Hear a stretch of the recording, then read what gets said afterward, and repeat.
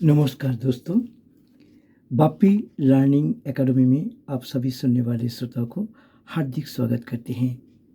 श्रोताओं, आज का मेरा चर्चा का विषय होगा हिंदी विषय के 7वीं कक्षा के पाठ 9 सुमन एक उपवन की कविता की कुछ चर्चा। तो चर्चा की और बढ़ने से पहले आइए आपको अनुरोध करते हैं, अगर आपको मेरा ये चैनल अच्छा लगेगा तो ज़रूर सब्सक्राइब कीजिएगा, बहुत बहुत लाइक कीजिएगा, शेयर कीजिएगा और अपना कमेंट्स भी कमेंट्स बॉक्स में जाकर लिख डालिएगा।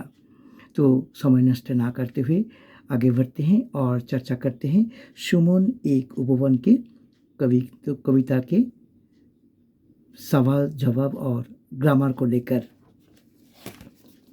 तो श्रोताओ, सबसे पहले दिया गया है, संक्षेप में उत्तर दो। इसमें लिखा है, कविता में सुमन और उपवन किन्हें कहा गया है। कविता में सुमन और उपवन, सुमन हम सब लोगों को और उपवन इस धरती माँ को कहा गया है। फूलों को कलियाँ किससे खिलती है? फूलों की कलियाँ सूर्य की किरणों से खिलती है। अगला क्वेश्चन है, भ्रमरों के गुंजन कैसे लगते हैं? भ्रमरों के गुंजन बहुत मीठा लगते हैं। कवि के अनुसार हमारा माली कौन है?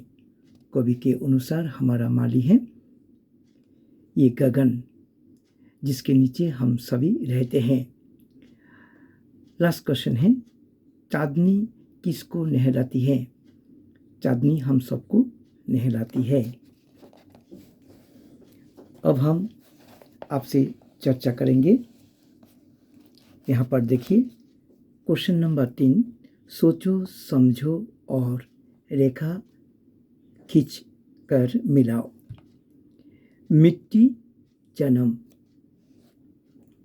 सूर्य धूप, पवन झूला, चाँद चांदनी, गुंजन भ्रमर, उपवन शोभा। अब हम चर्चा करेंगे क्वेश्चन नंबर 3 के। इसमें कुछ शब्द दिया गया है। इसमें लिखा गया है, नीचे दिए गए शब्दों के दो दो पर्यायवाची शब्द लिखो, यानी कि समानार्थक शब्द लिखो। धरती के दो नाम होंगे, धरणी धरित्री, सूरज सूर्य रवि, चाँद चांदनी शशि, उपवन बाग बगीचा।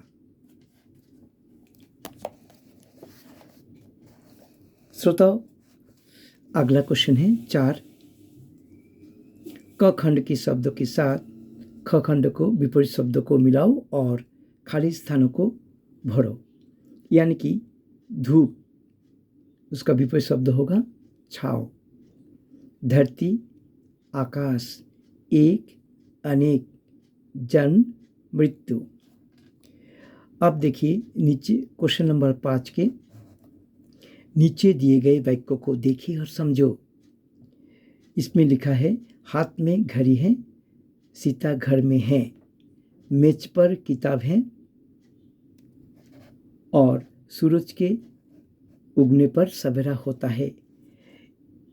एक बात यहाँ पर ध्यान दीजिए, इसमें में और पर दो शब्द बैठाया गया है।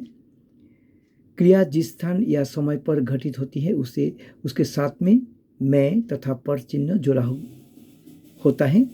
जब अंदर होने का भाव हो तब मैं, और जब ऊपर होने का भाव हो तब पर चिन्ह प्रयोग होता है। इसमें हाथ में अंदर है इसलिए मैं हुआ है, सीता घर में है अंदर में है इसलिए मैं है, पर मेज पर किताब है उसके ऊपर है, मेज के ऊपर में किताब है, सूरज के उगने पर सवेरा होता है।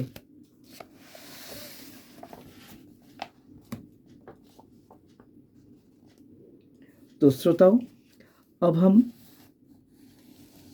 कुछ शब्दों के अर्थ आपको बताएंगे। जैसे कि सुमन, सुमन के अर्थ हैं फूल पुष्प और भी होता है। उपवन बाग बगीचा, धूप सूर्य का प्रकाश आतप, पवन हवा वायु, कली अविकसित फूल, चांदनी, चाँद का प्रकाश, नहलाना, स्नान करना, शोभा, सुंदरता, गगन, आकाश, गुंजन, कोमल। तो ये थे कुछ किताबों के सवाल जवाब। अब हम प्रस्तुत कविता में कुछ शब्दों को पुनरुक्ति हुए हैं। इसमें से कुछ वाक्य बनाने के लिए हमें कहा गया है, जैसे कि अलग अलग।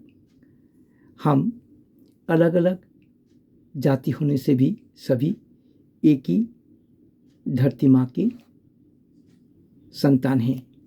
रंग रंग, रंग रंग यानी कि उपवन में रंग रंग के फूलों खिला है। झूल झूल, झूल झूल कर हम इस धरती में जीते हैं। तो श्रोताओं, ये थे आज का हमारा चर्चा का विषय। आपको ये मेरा ये चर्चा कैसा लगा अवश्य अपना कमेंट्स में लिखिएगा। तो अगले दिनों में मैं और एक विषय लेकर आपकी सभा में उपस्थित होऊंगा। तब तक के लिए मैं बाप्पा दे आपसे विदा लेना चाहता हूँ। नमस्कार।